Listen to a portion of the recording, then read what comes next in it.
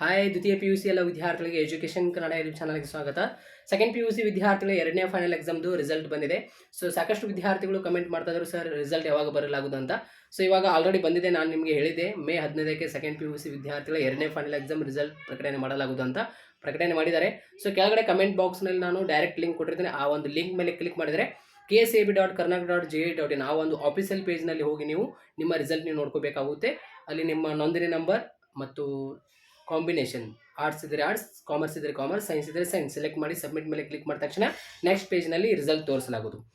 So ಯಾರೆಲ್ಲ ಇಂಪ್ರೂವ್ಮೆಂಟ್ಗೋಸ್ಕರ exam ಬರೆದಿದ್ದಾರಲ್ಲ ಆಯಿತಾ, ಮತ್ತು ಒಂದನೇ ಫೈನಲ್ ಎಕ್ಸಾಮ್ನಲ್ಲಿ ಎಷ್ಟು ಮಾರ್ಕ್ಸ್ ತೆಗೆದುಕೊಂಡಿದ್ದಾರಲ್ಲ, ಇವಾಗ ಎರಡನೇ ಫೈನಲ್ ಎಕ್ಸಾಮ್ನಲ್ಲಿ ಎಷ್ಟು ಮಾರ್ಕ್ಸ್ ತೆಗೆದುಕೊಂಡಿದ್ದಾರಲ್ಲ, ಯಾವುದು ಅತಿ ಹೆಚ್ಚು ಮಾರ್ಕ್ಸ್ಗಳು ಬಂದಿರ್ತೈತೆ ನೋಡಿ ಅದೇ ಕನ್ಸಿಡರ್ ಮಾಡಲಾಗೋದು. ಅಂದರೆ ಇವಾಗ ನೀವು 40 ತೆಗೆದುಕೊಂಡಿದ್ದೀರಾ ಅಂತ ಅಂದ್ಕೊಳ್ಳಿ ಒಂದನೇ ಫೈನಲ್ ಎಕ್ಸಾಮ್ನಲ್ಲಿ ಕನ್ನಡದಲ್ಲಿ, ಇಲ್ಲಿ 70 ತೆಗೆದುಕೊಂಡಿದ್ದೀರಾ ಅಂತ ಅಂದ್ಕೊಳ್ಳಿ, ಇದೇ ಕನ್ಸಿಡರ್ ಮಾಡಲಾಗೋದು. ನಿಮಗೆ ರಿಸಲ್ಟ್ನಲ್ಲಿ ಅದೇ ಮಾರ್ಕ್ಸ್ ಶೀಟ್ ಕೊಡಲಾಗೋದು ಆಯಿತಾ. ಸೊ ಎಲ್ಲ ವಿದ್ಯಾರ್ಥಿಗಳಿಗೆ ಆಗಿರುತ್ತೆ ಅದು. ಯಾರೆಲ್ಲ ಇಂಪ್ರೂವ್ಮೆಂಟ್ಗೋಸ್ಕರ ಎಕ್ಸಾಮ್ ಬರೆದಿರೋ ಅಂಥ ವಿದ್ಯಾರ್ಥಿಗಳಾಗಿರ್ಬೋದು, ಮತ್ತು ಯಾರೆಲ್ಲ NC ಅಂತ ತೆಗೆದುಕೊಂಡು ಎಕ್ಸಾಮ್ ಕಟ್ಟಿ ಇವಾಗ ಬರೆದು ಬಂದಿರೋ ಎರಡನೇ ಫೈನಲ್ ಎಕ್ಸಾಮ್ನಲ್ಲಿ, ಸೊ ಎಲ್ಲ ವಿದ್ಯಾರ್ಥಿಗಳು ಪಾಸ್ ಆಗಿದ್ದಾರೆ ಅಂತ ಅನ್ಕೊಂಡಿನಿ. ಸೊ ಚೆಕ್ ಮಾಡಿ ನಿಮ್ಮ ರಿಸಲ್ಟ್. ಸೊ ಕೆಳಗಡೆ ಕಮೆಂಟ್ ಬಾಕ್ಸಲ್ಲಿ ಲಿಂಕ್ ಕೊಟ್ಟಿರ್ತೀನಿ, ಅದ್ರ ಮೇಲೆ ಕ್ಲಿಕ್ ಮಾಡಿದರೆ ಡೈರೆಕ್ಟಾಗಿ ಆಫಿಷಿಯಲ್ ಪೇಜ್ನಲ್ಲಿ ಹೋಗ್ತೀರಾ. ಇಲ್ಲಾಂದರೆ KResults.NIC.in ಅಲ್ಲಿ ಹೋಗಿ ನೀವು ನೋಡ್ಕೋಬಹುದು. ಇವಾಗ ಒಂದನೇ ಫೈನಲ್ ಎಕ್ಸಾಮ್ದು ರಿಸಲ್ಟ್ ಬಂದಿತ್ತಲ್ಲ, ಸೊ ಆ ಒಂದು ವೆಬ್ಸೈಟ್ನಲ್ಲಿ ಅಂದರೆ KResults.NIC.in ಆ ಒಂದು ವೆಬ್ಸೈಟ್ನಲ್ಲಿ ಕೂಡ ಹೋಗಿ ನೀವು ನೋಡ್ಕೋಬಹುದು. ಸೊ KSAB.Karnataka.ji.in ಆ ಒಂದು ವೆಬ್ಸೈಟ್ನಲ್ಲಿ ಕೂಡ ಹೋಗಿ ನೋಡ್ಕೋಬಹುದು. ಕೆಳಗಡೆ ಕಮೆಂಟ್ ಬಾಕ್ಸಲ್ಲಿ ಲಿಂಕ್ ಕೊಟ್ಟಿರ್ತೀನಿ. ಸೊ ಎಲ್ಲ ವಿದ್ಯಾರ್ಥಿಗಳಿಗೆ ಆಲ್ ದಿ ಬೆಸ್ಟ್.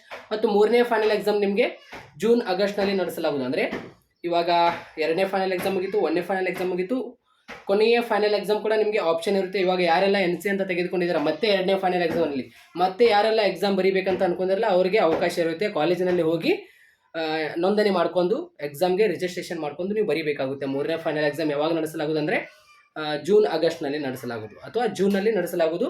ಜೂನಲ್ಲಿ ನಿಮಗೆ ರಿಸಲ್ಟ್ ಕೊಡ್ತಾರೆ ಆಯಿತಾ. ಸೊ ಎಲ್ಲ ವಿದ್ಯಾರ್ಥಿಗಳಿಗೆ ಈ ಒಂದು ಶೇರ್ ಮಾಡಿ. Thank you so much.